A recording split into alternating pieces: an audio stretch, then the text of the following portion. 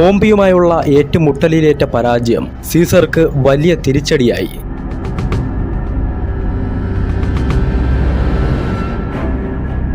ശക്തമാണെന്ന് കരുതിയ പ്രതിരോധ കോട്ടകൾ തകർന്നത് അദ്ദേഹത്തിന് ഉൾക്കൊള്ളാനായില്ല. അതോടെ ടിറാക്കിയത്തിലെ താവളം സീസർ ഉപേക്ഷിച്ചു. താൻ ഏത് നിമിഷവും പിടിക്കപ്പെടുമെന്ന ഭീതി സീസറെ വേട്ടയാടി തുടങ്ങി.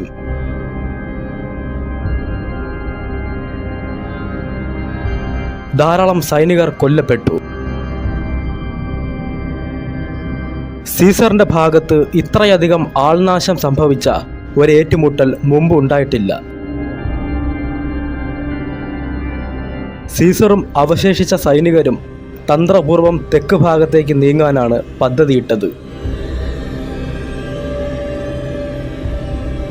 പോംപിയുടെ കാലാൾപ്പടയുടെ കയ്യിൽ അകപ്പെടാതിരിക്കാൻ അവർ ശ്രദ്ധിക്കുന്നുണ്ട്.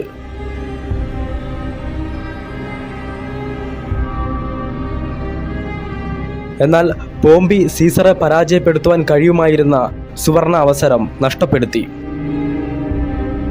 സീസറിന്റെ പരാജയം പോംപിക്ക് ഉൾക്കൊള്ളാൻ കഴിഞ്ഞില്ല. പിൻവാങ്ങൽ ഒരു തന്ത്രമാണോ എന്ന് സംശയിച്ച പോംപി അവരെ പിന്തുടർന്ന് പിടികൂടാൻ ഭയന്നു. പോംപിയുടെ ആക്രമണം ഏത് നിമിഷവും ഉണ്ടായേക്കാമെന്ന് സീസർ പ്രതീക്ഷിച്ചു. സുരക്ഷിതമായ താവളം കണ്ടെത്തുന്നതിനു മുമ്പ് ചില കാര്യങ്ങൾ ചെയ്യേണ്ടതുണ്ട്. അതിനായി അദ്ദേഹം ആദ്യം പോയത് ഇല്ലർഗത്തിലെ അപ്പോളോണിയയിലേക്കാണ്. മുറിവേറ്റ സൈനികരെ ചികിത്സിക്കാനായി അവിടെയുള്ള ക്യാമ്പിൽ ഏൽപ്പിച്ചു.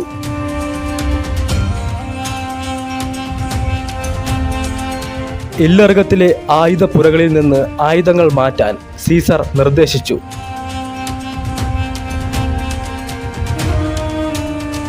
അപ്പോളോണിയയിലേതുപോലെ തന്നെ ഗ്രീസിലെ ഓർഗമിലും സീസറിന്റെ ആയുധപ്പുരകളുണ്ട്. അവയുടെ സംരക്ഷണത്തിനായി സീസർ പ്രത്യേകം സൈനികരെ നിയോഗിച്ചു. സീസർ തന്റെ പുതിയ താവളത്തിലേക്ക് പോകാനുള്ള തയ്യാറെടുപ്പുകൾ തുടങ്ങി.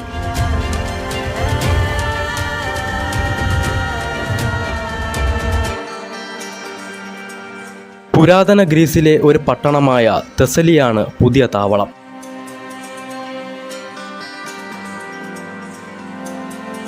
ഈ സ്ഥലം തിരഞ്ഞെടുത്തതിന് 2 കാരണങ്ങളുണ്ട്.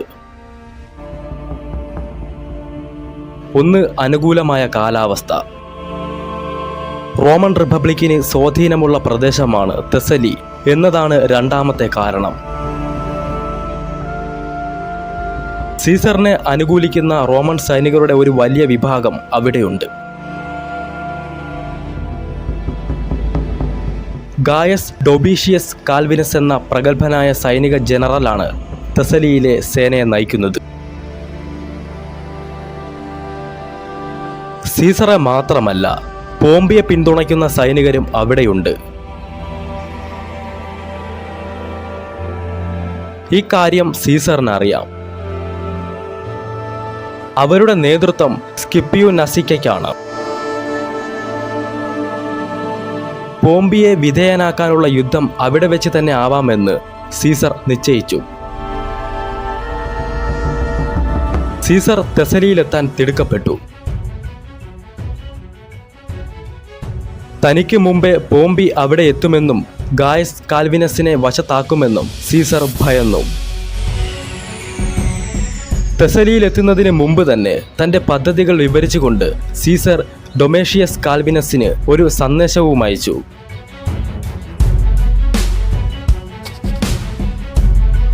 ഡൊമേഷ്യസ് കാൽവിനസിന്റെ പിന്തുണ സീസറിന് തന്നെയാണ്.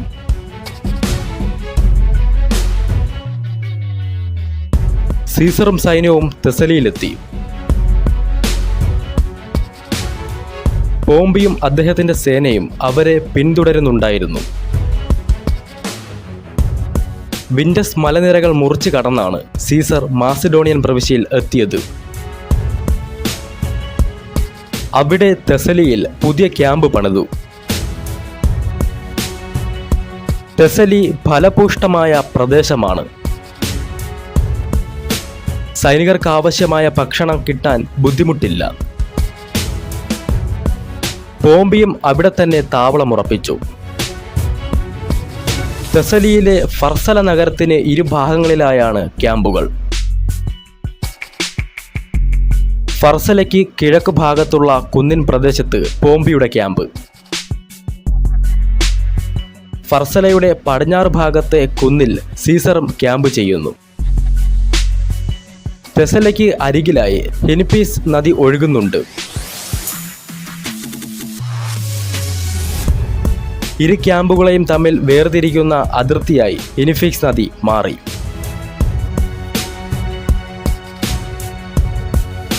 സീസർ എത്തുന്നതിന് മുമ്പ് തന്നെ തെസലിയിൽ പോംപിയുടെ വിജയകഥകൾ പ്രചരിച്ചു കഴിഞ്ഞു. സീസറുടെ പരാജയത്തെക്കുറിച്ച് പല നുണക്കഥകളും പോംപിയുടെ ആളുകൾ പറഞ്ഞു പരത്തി. തെസലിയിൽ എത്തിയ ശേഷം ഗോംഫി എന്ന പട്ടണത്തിലേക്കാണ് സീസർ തൻ്റെ ആധിപത്യം ഉറപ്പിക്കാൻ ആദ്യം എത്തിയത്.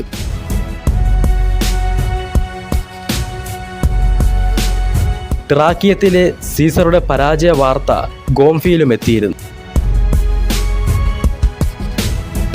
അതിനാൽ അദ്ദേഹത്തെ പരാജയപ്പെടുത്തുന്നത് എളുപ്പമാണെന്ന് ഗോംഫിയിലെ ജനങ്ങൾ കരുതി.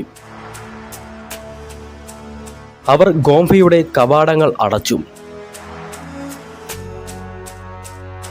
പക്ഷേ മണിക്കൂറുകൾക്കുള്ളിൽ ആ പ്രദേശം സീസർ പിടിച്ചെടുത്തു.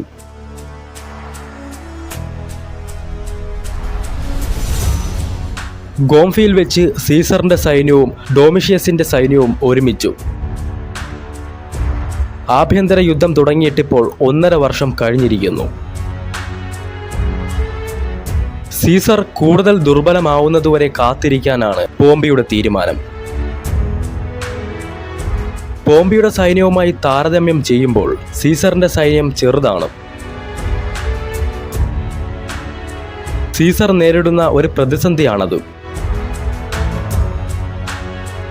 നാട്ടുകാർ പോംപിയോട് അനുഭാവമുള്ളവരാണ്. പോംപിയുടെ കൂടെ എത്തിയ 6 ലീജിയൻ സൈനികരോടൊപ്പം സ്കിപ്പിയോ നസിക്കയുടെ സൈന്യവും ചേർന്നതോടെ അതിവിപുലമായ ഒരു സൈന്യവുമായി അത് മാറി. പോംപിയെ പിന്തുണയ്ക്കുന്ന ഒപ്റ്റിമേഴ്സുകൾക്ക് അത് ആത്മവിശ്വാസം നൽകി. ഒടുവിൽ സീസർ തന്നെ യുദ്ധത്തിന് മുൻകൈയെടുത്തു.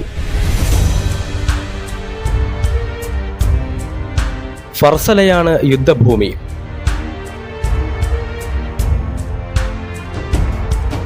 സൈനിക ബലം കൂടുതലുള്ളതിനാൽ ആദ്യത്തെ മുന്നേറ്റം പോംപിയുടെ ആകണമെന്ന് അദ്ദേഹത്തിന്റെ ഭാഗത്തെ മുതിർന്നവർ നിർദ്ദേശിച്ചു.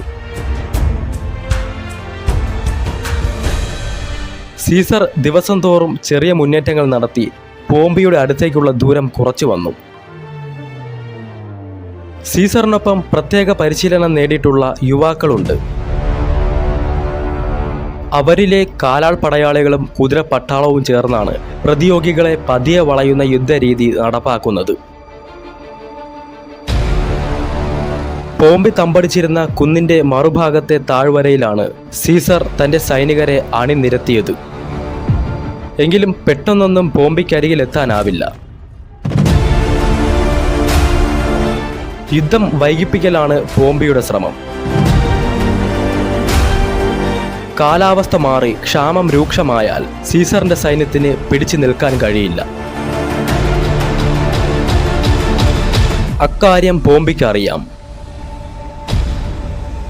അതുവരെ ഒളിച്ചുകളി തുടരാൻ പോംപി തീരുമാനിച്ചു.